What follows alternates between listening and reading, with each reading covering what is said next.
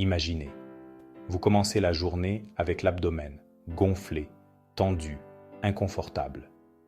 Vous sentez des gaz coincés, une pression et cette sensation désespérante que le corps n'avance pas.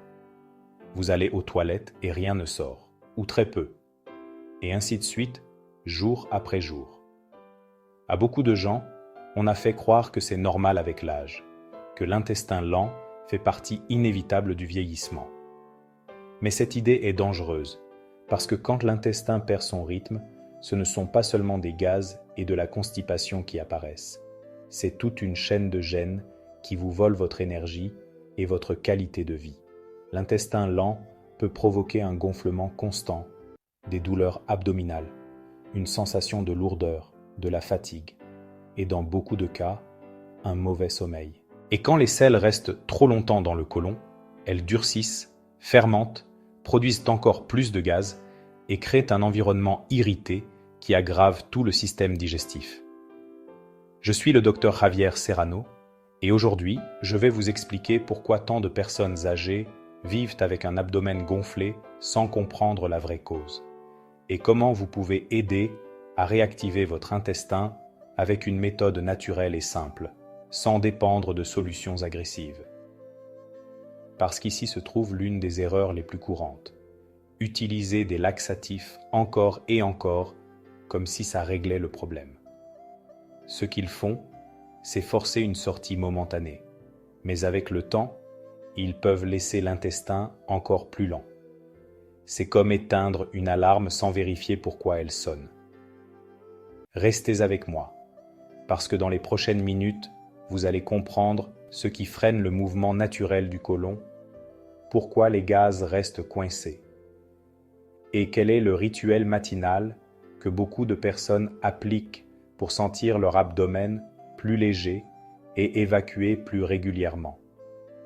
D'abord, il faut comprendre quelque chose de fondamental qui change complètement la façon de voir ce problème. Le gaz n'apparaît pas comme ça. Le gaz est un produit de la fermentation. Et la fermentation se produit quand certains glucides arrivent dans l'intestin et que vos bactéries font leur travail. En soi, ce n'est pas mauvais. En fait, une partie de votre santé dépend de cette microbiote. Le problème survient quand la fermentation devient excessive, quand elle se produit dans un intestin trop lent ou quand vous mettez dans le système plus de carburant qu'il ne peut gérer, surtout si vous mangez vite et en grosses portions. Avant d'entrer dans les 3 aliments, je veux que vous fassiez un mini autotest. Ce n'est pas pour vous effrayer, c'est pour vous donner de la clarté. 1. Vos gaz empirent plus l'après-midi ou le soir.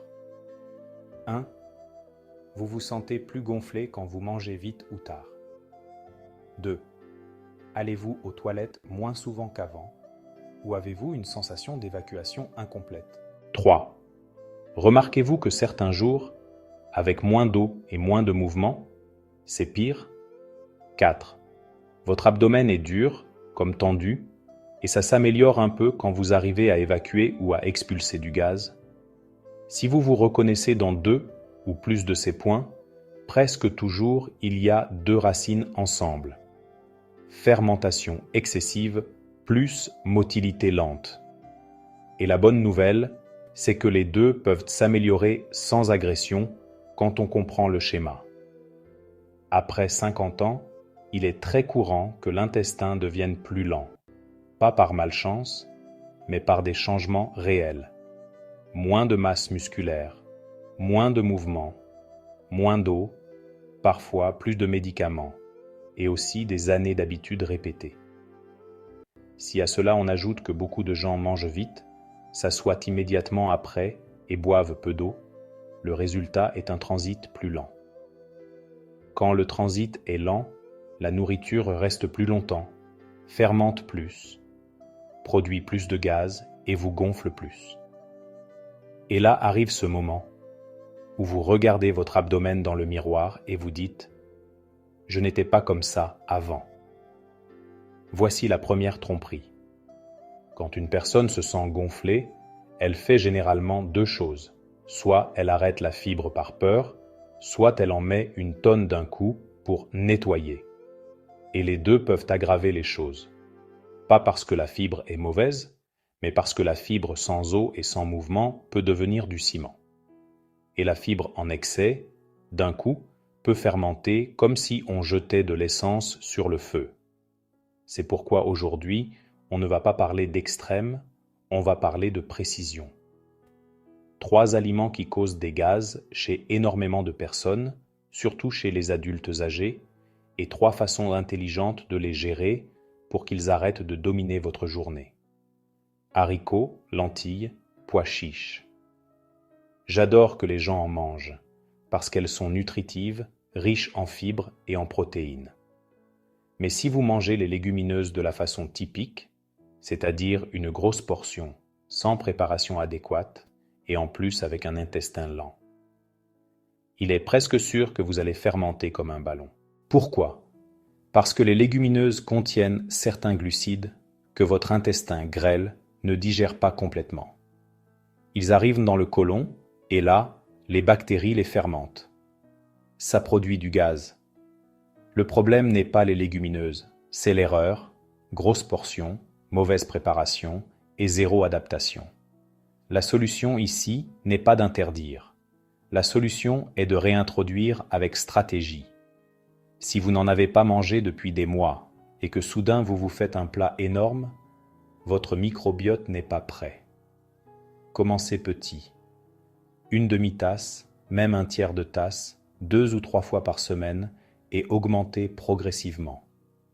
Votre intestin s'adapte, votre microbiote change et beaucoup de gens me disent « Docteur, avant ça me gonflait, maintenant plus ». Deuxième, trempage et cuisson. Trempez les légumineuses, 8 à 12 heures, jetez cette eau, rincer et bien cuire aide à réduire une partie de ce qui fermente.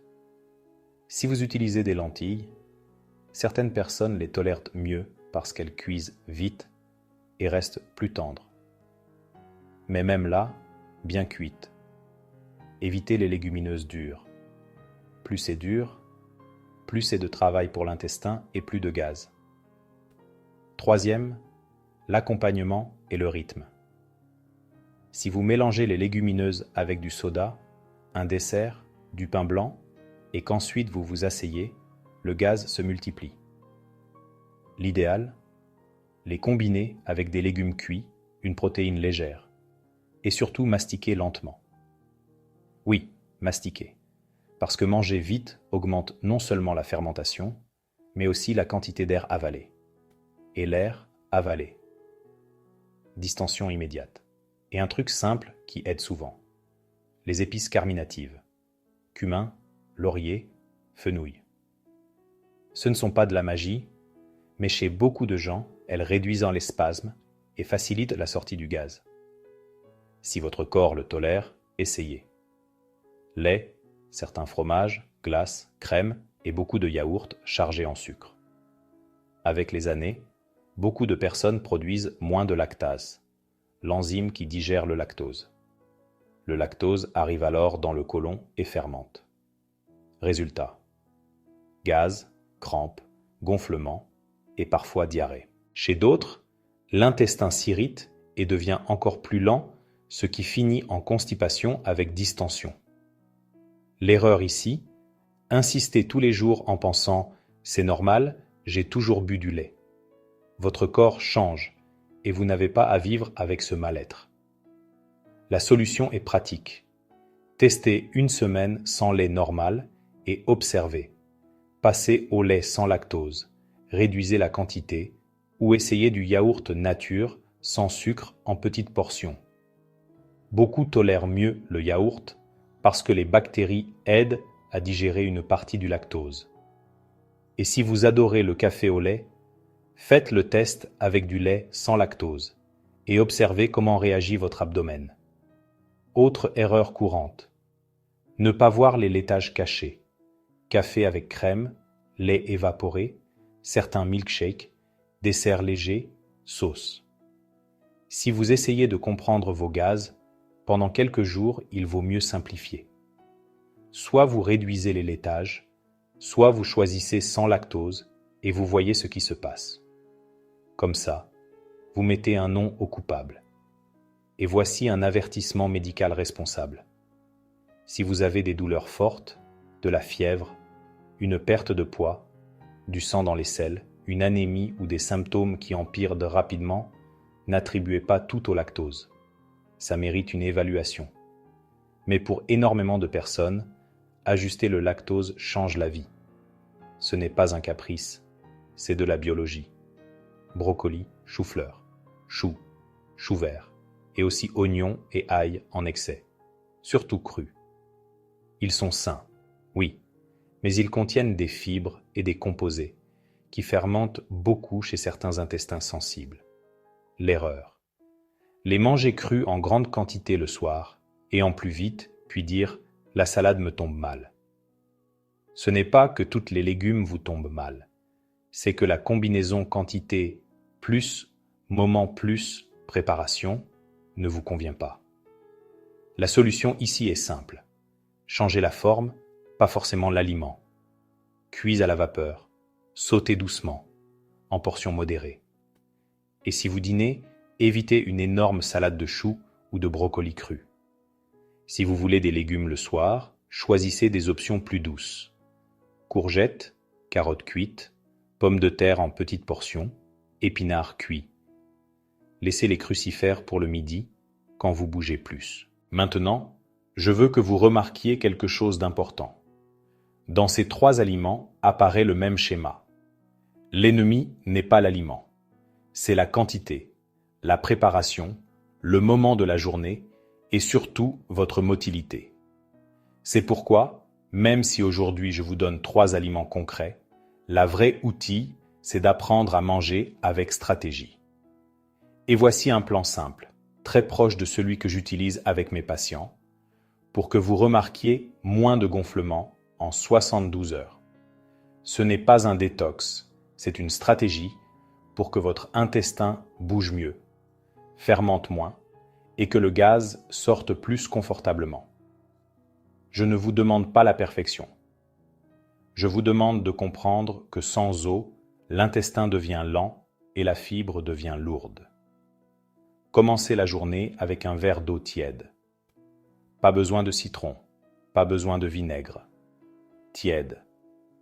Ce geste, chez beaucoup de gens, active le réflexe gastrocolique. C'est comme dire à l'intestin « c'est le jour, réveille-toi, bouge ». L'eau froide peut être comme un choc qui contracte. L'eau tiède, elle, détend et aide les muscles intestinaux à s'activer sans irritation. Et si vous avez du reflux, faites-le calmement et sans choses acides. Une note importante. Si vous avez une insuffisance cardiaque, une maladie rénale avancée ou si votre médecin vous a indiqué une restriction de liquide, alors ce n'est pas une question de boire plus d'eau sans réfléchir. Dans ce cas, ajustez avec votre médecin. Mais si vous n'avez pas de restriction, la majorité des adultes s'améliorent quand ils répartissent l'eau tout au long de la journée et ne laissent pas tout pour le soir.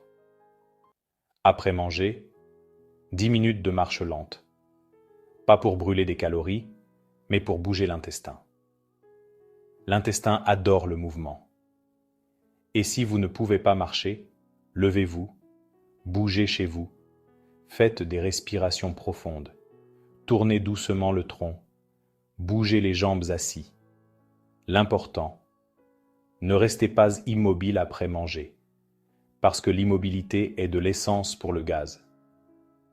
L'intestin fonctionne mieux avec une routine. Essayez d'aller aux toilettes à la même heure, sans précipitation, sans forcer. Forcer peut enflammer davantage et, chez les personnes avec hémorroïdes, augmenter la douleur. Si rien ne sort, ne restez pas 30 minutes à lutter. Sortez, marchez un peu et revenez plus tard. Votre côlon répond mieux à la calme et à la constance. Et voici un détail qui semble petit, mais qui change tout pour beaucoup. La posture pour évacuer. Si possible, utilisez un petit tabouret pour surélever un peu les pieds quand vous êtes aux toilettes. Ça place le bassin dans un angle plus favorable et peut faciliter la sortie sans forcer. Ce n'est pas une mode, c'est une aide mécanique. Un autre soutien doux, le massage abdominal. Avec la paume de la main, faites des cercles doux en suivant le trajet du côlon. Montez du côté droit du ventre, traversez en haut et descendez du côté gauche. 3 à 5 minutes sans douleur. Ça, accompagné de respiration profonde, peut aider à déplacer le gaz et stimuler le réflexe intestinal. Boissons gazeuses, chewing-gum, mangez vite, paille, fumez, parlez beaucoup en mangeant. Beaucoup avalent de l'air sans s'en rendre compte. Cet air avalé devient de la distension et ensuite on accuse un aliment qui n'était même pas le principal problème. Et voici un bonus qui cause des gaz et que les gens ne soupçonnent pas. Les produits sans sucre avec des édulcorants comme sorbitol, mannitol ou xylitol. Chewing-gum, bonbons, biscuits, fit, même certains sirops. Chez beaucoup de personnes, ils fermentent énormément. Je ne dis pas de ne jamais les utiliser. Je dis que si vous êtes gonflé pendant quelques jours, enlevez-les et observez. Parfois le coupable n'est pas le gros repas, mais le détail quotidien. Voici l'erreur numéro 1 que je vous ai promise, et elle est plus simple que vous ne l'imaginez. Grosse portion, plus manger, vite, plus intestin lent, plus peu d'eau. Cette combinaison fait deux choses. Vous avalez de l'air et vous surchargez le système. L'intestin n'a pas le temps de bouger. La nourriture stagne, fermente et vous gonfle. C'est pourquoi certaines personnes mangent la même chose qu'avant. Mais depuis que leur vie est devenue plus sédentaire et que leurs portions n'ont pas baissé, les gaz ont commencé. La solution est pratique. Dîner plus léger, mastiquer plus et bouger un peu après. Si vous faites seulement ça pendant une semaine, beaucoup remarquent un changement. Maintenant, je veux mentionner quelque chose qui peut être derrière les gaz et que personne ne relie. Certains médicaments. Il y a énormément de médicaments qui ralentissent l'intestin sans qu'on s'en rende compte. Analgésiques, opioïdes, certains antidépresseurs, suppléments de fer, certains antiacides à base d'aluminium, certains médicaments pour la tension, antihistaminiques, et même un excès de calcium en complément chez certaines personnes. Je ne vous dis pas de les arrêter. Je vous dis que si votre constipation est apparue de nulle part, ça vaut la peine d'en parler avec votre médecin pour voir si l'un d'eux contribue et éventuellement ajuster la dose, l'horaire ou trouver des alternatives quand c'est possible. Autre chose qui trompe beaucoup, la fibre à la sauvage. Les gens entendent « mange de la fibre » et se font un plat énorme de son sec ou de graines sans trempage ou des salades géantes sans assez d'eau. Qu'est-ce qui se passe? Ils se gonflent encore plus, sentent plus de gaz et concluent « la fibre me fait du mal ». Non, ce qui manque, c'est l'eau. La soif est déjà un signe de déshydratation. Ayez une bouteille visible. Et un conseil simple, essayez de boire la plus grande partie de vos liquides le matin et l'après-midi, pas juste avant de dormir, pour ne pas vous lever trop souvent la nuit. Combinez cette hydratation avec une fibre intelligente. Légumes, fruits avec peau, avoine, chia et linette, toujours trempés. Ce mot est clé, tremper, parce que comme ça, elle n'irrite pas et travaille mieux. Quand vous réunissez ces 5 piliers, vous attaquez le problème sous tous les angles. Vous stimulez le péristaltisme, vous apportez de l'eau, vous réduisez les gaz, vous adoucissez les sels et vous donnez de la matière première au côlon. C'est le vrai secret. Et le meilleur. Beaucoup de personnes sentent un changement en 1 ou 2 jours. Pas une purge violente, mais une régulation douce, de la légèreté, moins de ballons, moins de pression.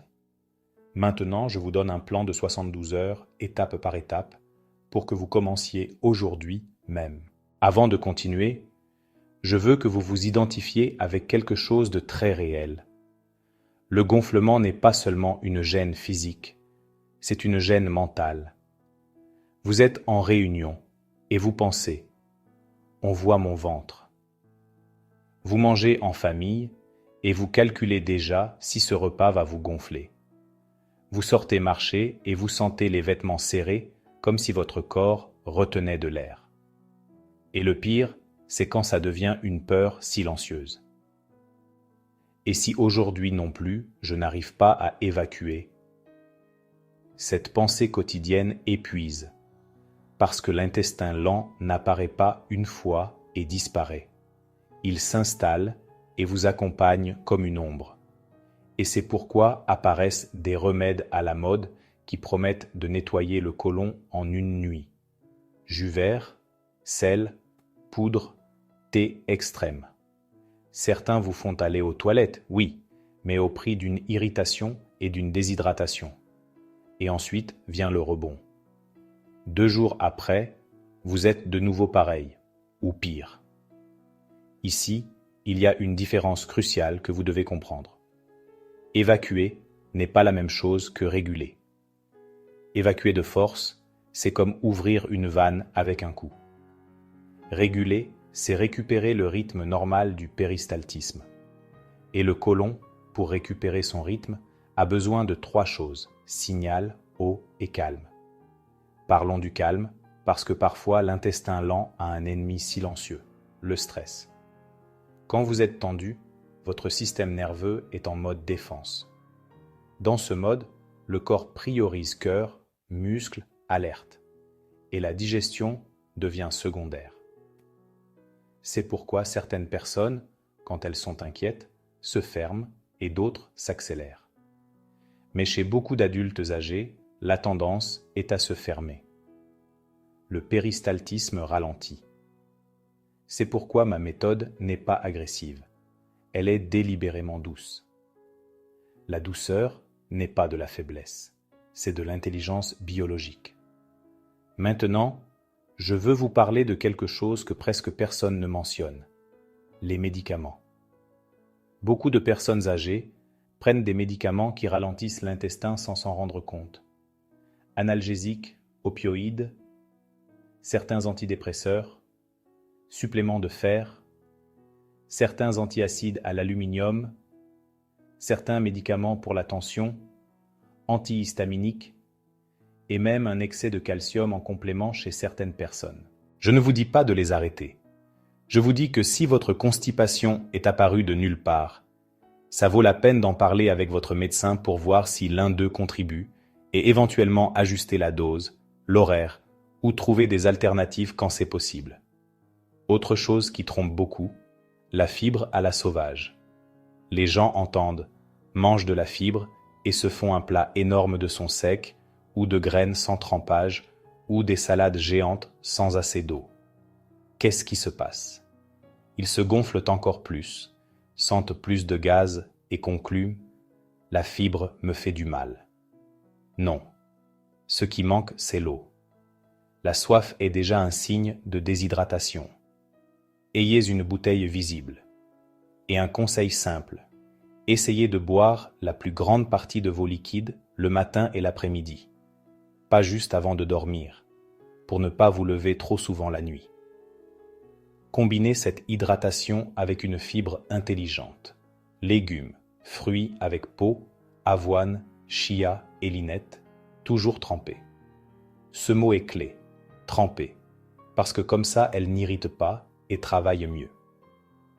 Quand vous réunissez ces 5 piliers, vous attaquez le problème sous tous les angles. Vous stimulez le péristaltisme, vous apportez de l'eau, vous réduisez les gaz, vous adoucissez les sels et vous donnez de la matière première au côlon. C'est le vrai secret. Et le meilleur. Beaucoup de personnes sentent un changement en 1 ou 2 jours.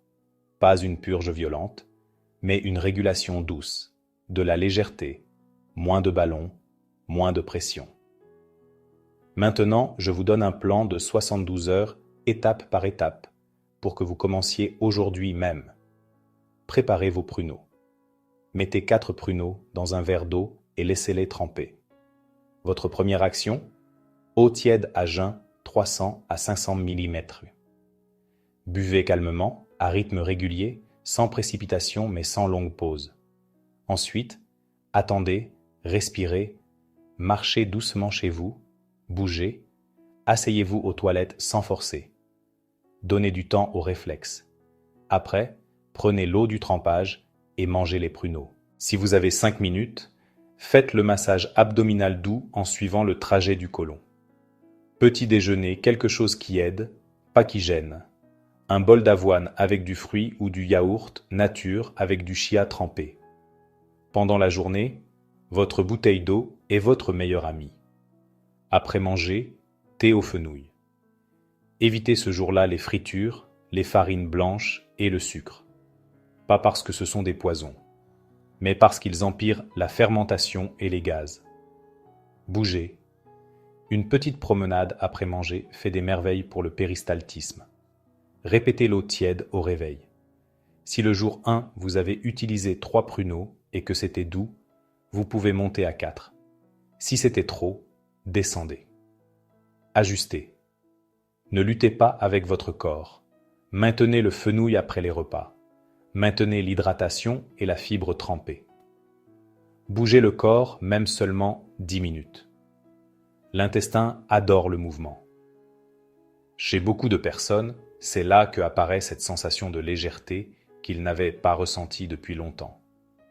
L'abdomen se dégonfle, les gaz diminuent et les toilettes cessent d'être une bataille. Si rien ne s'est passé, ne vous désespérez pas. Vérifiez 2 choses, hydratation réelle et mouvement réel. Ce sont les 2 freins les plus courants. Et quelque chose d'important, ce n'est pas un arrangement d'un jour, c'est le début d'un nouveau rythme. L'idée est de continuer avec l'eau tiède comme base quotidienne et d'utiliser pruneaux ou fenouil selon votre besoin. Certaines personnes les utilisent tous les jours pendant un temps, d'autres seulement quand elles sentent que l'intestin ralentit. Ma demande est simple, ne le laissez pas en théorie. Aujourd'hui, préparez les pruneaux. Demain, essayez l'eau tiède à jeun. Donnez à votre corps cette chance. Et ensuite, racontez-moi en commentaire comment ça s'est passé. Si vous avez remarqué moins de gaz, si l'abdomen s'est senti plus léger, ou si vous avez eu un changement dans votre régularité. Votre histoire peut être exactement ce dont une autre personne a besoin pour se lancer. Avant de finir, je veux répondre à 3 questions rapides qui reviennent toujours. Si vous ajustez les pruneaux et maintenez l'hydratation, l'idée n'est pas la diarrhée. Si vous dépassez la quantité, ou si votre intestin est très sensible, descendez à 2 ou 3 pruneaux et remontez lentement. La méthode est flexible. Dans la majorité des cas, 4 pruneaux ne sont pas une grosse quantité, mais chaque personne est différente. Si vous avez du diabète, surveillez votre glycémie et parlez-en à votre médecin, surtout si vous prenez des médicaments qui peuvent causer une hypoglycémie.